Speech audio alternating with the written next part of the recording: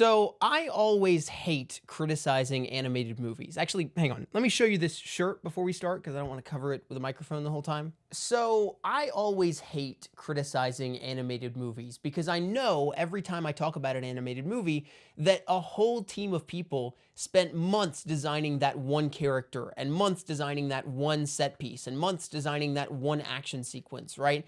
And so that's what makes it all the more disappointing when I see a movie that is animated and that I know has that much artistry poured into it, and it doesn't quite move me or hit me in the way that I wish it had. Make no mistake, there is a lot to love about Raya and the Last Dragon. There is amazing world building, incredible jaw-dropping, gorgeous animation that was all done from home, no less, during the pandemic and everything, which is insane. It's got a pretty charming voice cast. It's a fun ride. I'm sure kids will love it. But for some reason, I didn't quite love it. And at first, I thought maybe that was just because I thought it wasn't funny. The Aquafina dragon didn't quite do it for me. And the pacing was kind of off. But as I sat with it, the more I went, you know, there's something about this that I'm noticing a pattern with this and other Disney animated movies.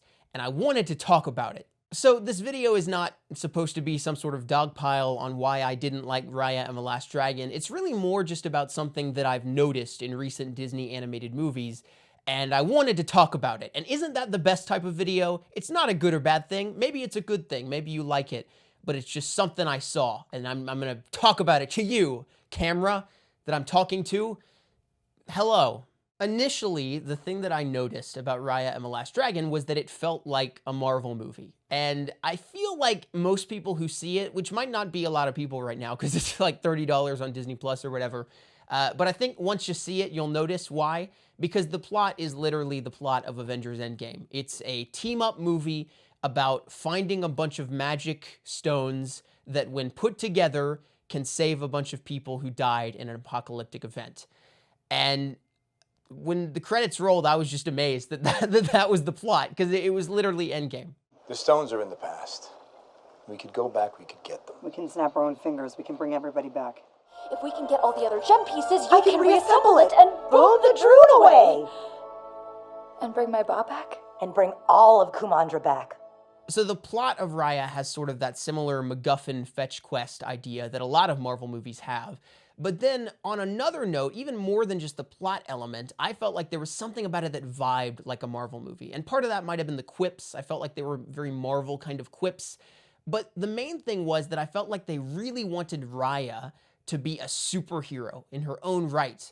And it turned out, when I went back and researched this stuff online, that I wasn't crazy. The writers actually said that Star-Lord was a big inspiration for Raya's character, and they had, you know, been inspired in a big way by Guardians of the Galaxy. And I went, it makes sense now, because Raya starts the movie off as this sort of lone warrior who's roaming the galaxy a lot like Star-Lord, and she's got like a cool costume and, you know, a cool vehicle that she rides around on.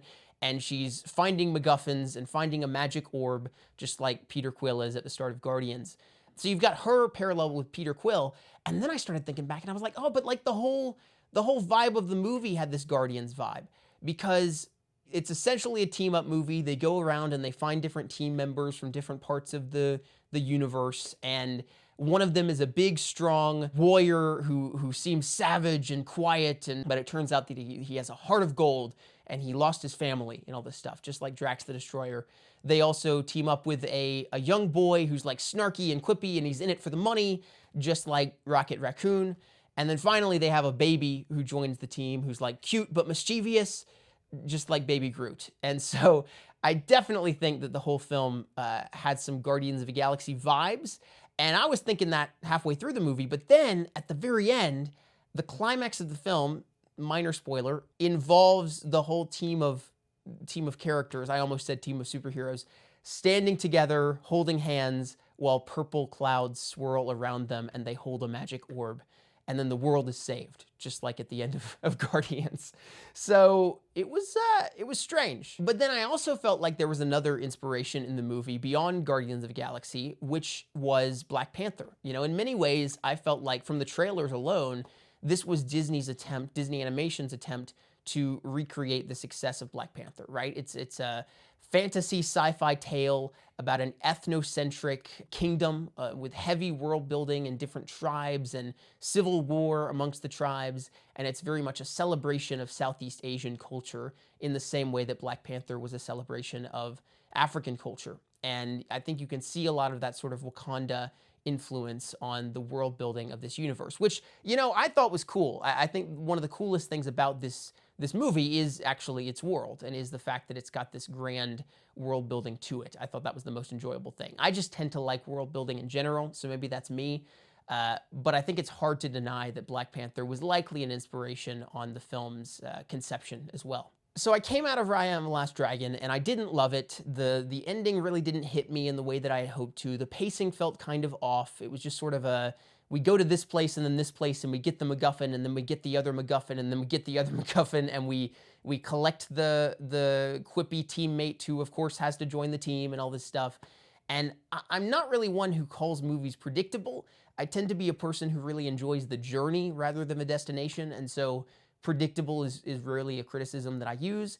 But I think because I had seen this plot play out in so many Marvel movies up to now, I was like, wow, I expected there to be a little bit more of a twist than that, a little bit more of a take on it than just the plot of Avengers Endgame and Guardians of the Galaxy, right? But after seeing Raya, it made me look back at previous Disney movies and go, I think they've been trying for this superhero vibe and this Marvel vibe for a while. And the first thing it made me think of was Frozen 2. I remember when the first trailer for Frozen 2 dropped, and it was undeniable that they wanted Elsa to feel like a superhero, right? Like, I remember people on Twitter saying, oh, is she like an ancestor of Iceman? Is she an ancestor of the mutants in X-Men? Because in that first trailer, she's running on the water, and she's like riding this magical ice steed and all this stuff. And it was pretty clear that they wanted her to have this like superpower vibe, even more than the first Frozen movie. And then I saw Frozen 2, and I remember a few distinct revelations in the theater when I was seeing that. The first one was when Olaf turns to dust in Frozen 2. And I was like, he practically said like, I don't feel so good. And then he turned to dust, and I couldn't believe it. And this was, I guess it was a year after Infinity War had come out. And so I couldn't believe that they essentially had the Spider-Man turning to dust, getting snapped scene with Olaf at the end of Frozen 2. And then it made me think, wait, they did that with Maleficent in the second Maleficent movie. She turns to dust and practically says, I don't feel so good. And then she's brought back to life and everything. So that was a weird thing of like, what? Why does Disney want their characters to turn to dust? What's the thing? But then on a more thematic and grander level with Frozen 2, I felt like there were a lot of influences from Thor Ragnarok, I think was a big thing. And part of that might just be the fact that both of those movies involve Norwegian Norse mythology, right? But like the theme of Thor Ragnarok, a theme of Thor Ragnarok is the idea that Asgard is not a place, it's a people. And that Asgard has to deal with the sins of its past, right? That Odin was this colonialist leader in the past, and that hasn't been dealt with. And maybe it needs to be destroyed to be reborn, right? And in Frozen 2, it's a very similar theme. It's about how the sort of white male powerful leaders in Arendelle's history committed these atrocities, and now that has to be dealt with. And the end of Frozen 2 almost has the exact same ending as Thor Ragnarok, where the kingdom of Arendelle is almost destroyed by a big wave in the same way that Asgard was destroyed at the end of Ragnarok.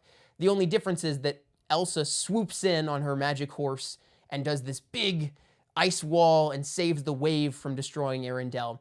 And I remember seeing that moment in the theater and being like, this is like their attempt at like Avengers level spectacle, right? It feels like they want Elsa to be like the moment where the Hulk punches the Leviathan in the Avengers and saves all the Avengers and everything. It felt like that kind of like, now clap, now cheer in the theater kind of moment, you know? And so that was an interesting, I felt like the Frozen universe, the voice of Frozen had evolved from the first movie into something a lot more spectacle-driven and a lot more superheroic. So the first question with all of this that came to me is like, well, okay, what's the source, right? Like, is Disney Animation intentionally trying to put Marvel parallels into their movies? I don't think so. The thing that I feel like is that it might just be the soup that everyone's swimming in, right? Like, Disney undoubtedly has kind of a pipeline. They have a bubble that people live in. I mean, Kelly Marie Tran was in Star Wars, which was a Disney thing, and now she's in another Disney thing, and it's clear that people kind of can live in that bubble for a little while. And so part of me wonders if maybe the creatives on Disney Animation have been subconsciously swimming in the same pool or soup. Did I use a mixed metaphor? As the other creatives within the Disney umbrella. But then it is clear that there are some intentional parallels, right? Like, they wanted Raya to be like a Star-Lord character. And I think they probably wanted Raya to be like a Black Panther kind of movie for Disney Animation. So it's clear that some of it is intentional. And in fact, you know, it's funny that we're talking about Disney Animation feeling like Marvel movies, because they've literally made a Marvel movie. In 2014, they made Big Hero 6, which it's a Marvel movie. So, you know, there's definitely, that must be in the air a little bit. And, you know, maybe this is fine. Like, maybe you like that, right? Who am I to say that, you know, animated movies feeling more like Marvel movies is a bad thing? The thing that I think puts me off a little bit is that with both Raya and Frozen 2, I felt like I didn't care as much as I should have. And maybe that's a me problem. But I think the thing that I realized is that Raya and Frozen 2 both have a lot more emphasis on the spectacle and the world-ending stakes than previous princess movies and Disney animation movies ever have. And at first I thought, is that a fair criticism, right? Because every Disney animated movie, back to like Sleeping Beauty, even back to Snow White, has ended with a big action sequence. There's always been spectacle in Disney movies, and I don't think that's a bad thing. Sleeping Beauty ends with the fight with Maleficent as a dragon, and Lion King ends with the fight against Scar, and Aladdin ends with the fight against Jafar, and Beauty and the Beast ends with a big action sequence at the castle and all this stuff. And so it's not that like the idea of having a big action sequence at the end of a Disney movie is a new thing. That's not a new thing. I think for me, what I've realized is with the superhero-ification of these movies, the stakes have changed in terms of what is at stake at the end of the film. So even when you think back to classic Disney movies like Sleeping Beauty and Beauty and the Beast and stuff like that, the stakes, though there is a big action sequence and though there is spectacle at the end, the stakes are always rooted in a relationship. And so there's a big fight scene in Beast's castle at the end of Beauty and the Beast. But at the end of the day, the stakes are about saving the Beast from the angry mob, saving him from Gaston, right? The stakes at the end of Aladdin are about Aladdin saving Jasmine from Jafar. The stakes at the end of Sleeping Beauty are about saving Sleeping Beauty. Prince Philip saving her. Yes, I know the prince's name. I'm sorry. I'm a ridiculous stan. And I think that's an interesting takeaway because the stakes of those movies are always grounded in relationship. And what I've found is that though there are relationships in the final acts of Frozen 2 and Raya and the Last Dragon, the stakes are really more about saving the world, right? And this big world-ending catastrophe that will wipe out all of humanity or something if it's not stopped. And I don't know that I love that. And one of the things that it made me think of was the fact that Disney movies have been lacking in romance in recent years, and not just Disney animated movies, right? I think Red Letter Media commented on the fact that Star Wars, under the Disney umbrella, has been notably lacking in romance in the sequel trilogy and in, you know, other Star Wars releases and stuff. There has been a really, like, Rey doesn't have a love interest, Finn doesn't really have a love interest, Poe, they don't even do the Poe and Finn thing, right? And that does take some of the tension out of these final battles because you don't have characters with relationships to care about. Make sure you hear me accurately. I'm not saying that like a movie needs a prince to save the princess for her to be a good character or something. Moana is a movie that I deeply adore, and that doesn't have a prince or even a romantic subplot. But I do think that a movie needs to be grounded in some kind of relationship for the stakes to matter. And I think in these recent Disney princess movies especially, as they've tried to turn the princesses into superheroes, there's this subconscious kind of Disney feminism notion that like a princess can't need no man, right? Like in order for her to be a strong, independent woman, there can be no love interest whatsoever. Elsa cannot have a love interest. Raya cannot have a love interest. Moana cannot have a love interest, and that kind of thing. And as much as I get the ethos of that, and I think it's maybe an okay thing, I think relationship does matter, and you've got to have that if the movie's going to be about the world ending or something like that. It's funny too, because I think one of the most frequent criticisms that I've seen of Raya and the Last Dragon is that there's such an obvious chance at an LGBT romance between her and the female antagonist, Namari, and they don't go for it. And it seems like they want to, play with the audience again and have the hints of that and be able to give enough that fans can speculate, right? But they still kind of play it safe. And as such, their relationship seems really shallow. And I feel like it could have been a lot deeper, and that could have been the hinge of the final act. And they try to make it the hinge of the final act, but at the end of the day, they met each other when they were girls for one day, and then they haven't seen each other for years, and now they're like mortal enemies or something, despite having never seen each other since that one day. And I think it would have benefited from maybe some more romantic tension or another relationship that really matters. I didn't really feel her relationships with the other characters on the team either. And so I do think that that detracts something from it. The other funny thing is that I went back and I thought about, like, what's the most recently well-received Disney princess movie, well-received Disney animated movie? And the first response might be Frozen, because it did so well at the box office and it's this huge phenomenon. But among people who love these movies, the thing that I've seen is that people love Tangled. I think when you ask people on the street, what's your favorite recent Disney princess movies, or ask them to talk about Tangled, they go, oh yeah, that's my favorite one. That's the most underrated one of recent memory, right? A lot of people think Tangled is better than Frozen and Tangled is better than Moana. And I happen to agree with that. I think it's great. And the thing that is interesting about Tangled is that I think it nails this balance really perfectly. It does embrace sort of a superhero protagonist with Rapunzel, right? She has superpowers in a way with her hair and the magic healing and everything, and she's a very independent protagonist, a strong female protagonist who kind of makes her own destiny. But at the same time, the third act of Tangled is still grounded in relationship. It's grounded in her relationship with Flynn. He has to save her, and she also has to save him. And I think people love that romance between the two of them. I think it's a favorite of recent memory. People love Flynn Rider. And then also the final act of the movie is grounded in her relationship with her mother and freeing herself from that abuse that her mother has inflicted on her all of these years. And so the final act of the most well-received Disney movie in recent memory, at least by my people I know's consensus, right? The final act of that movie doesn't center on world-ending stakes, right? It centers on a relationship between Flynn and Rapunzel and between Rapunzel and her mother. And I think that's the one that works the best. And so it's not that these movies can't have world-ending stakes, but I really think that the emphasis of the final sequence cannot just be on the spectacle. It has to be on relationship.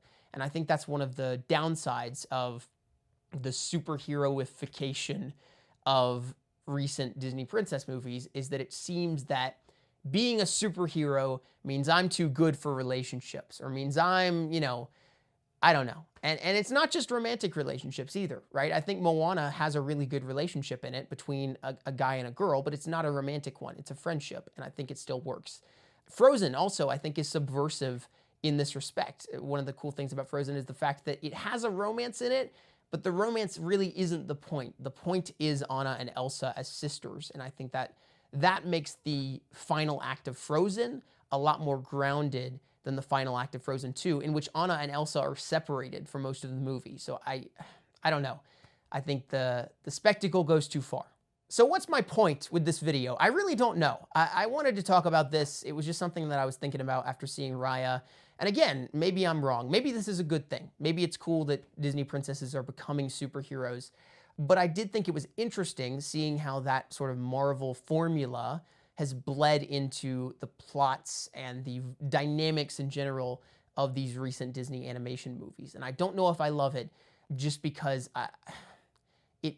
I feel like there should be a better distinction between a Disney animation movie and a Marvel movie. And maybe it's cool that Marvel is prompting Disney animation to try some new things, right? Like, spectacle can be cool. And I think the spectacle in Raya and the Last Dragon is kind of awesome. The cinematography is cool, the world building is cool. Frozen 2 has some really interesting action sequences and just awesome concepts in general.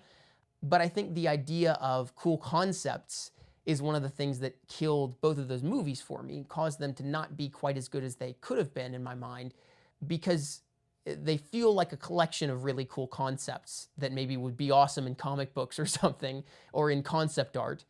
And yet the core of the finale, the core of the plot, doesn't really inspire me in a big way. And so yeah, that's the video. You've watched it. Hey, so I'm just trying to turn on the camera recently and just kind of record videos and see what happens. And that's what this was. So if you have anything to contribute to the conversation, I'd love to hear it below.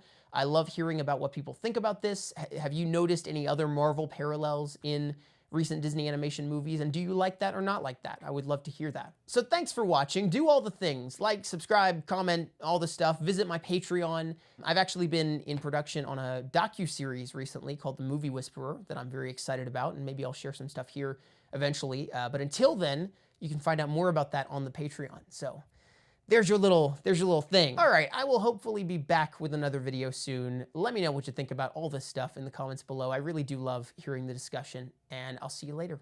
Bye.